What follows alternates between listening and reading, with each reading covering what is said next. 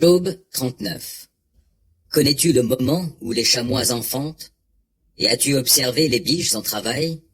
As-tu compté combien de mois dure leur gestation? Et connais-tu l'époque où elles mettent bas? Quand elles s'accroupissent, déposent leurs petits et sont délivrées des douleurs? Leurs fans se fortifient, grandissant en plein air, et ils s'en vont loin d'elles pour ne plus revenir. Qui a laissé l'onagre courir en liberté? Qui a rompu les liens qui retenaient l'âne sauvage?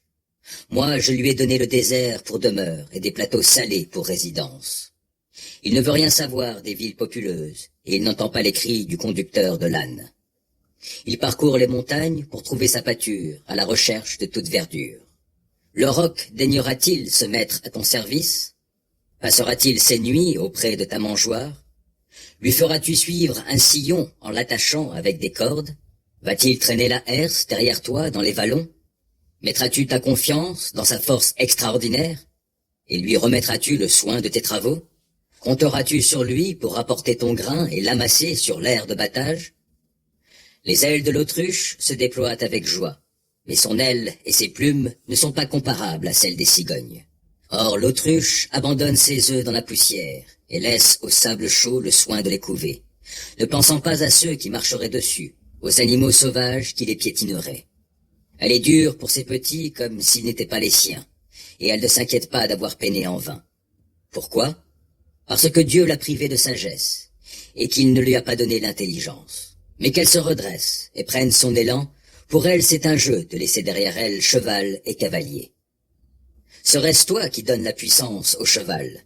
Ou est-ce toi qui pars son cou d'une crinière?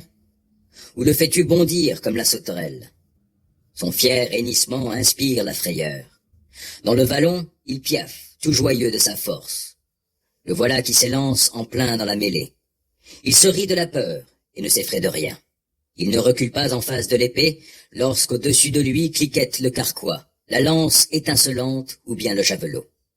Tout frémissant d'ardeur, il dévore l'espace. Il ne tient plus en place dès qu'il a entendu le son du corps. Dès qu'il entend la charge, il hennit. En avant!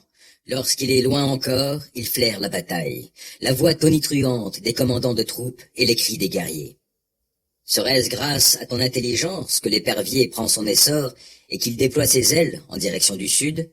Serait-ce à ton commandement que l'aigle monte dans les airs et qu'il bâtit son nid sur les sommets? Il fait du rocher sa demeure et y passe la nuit. Il établit sa forteresse sur une dent rocheuse.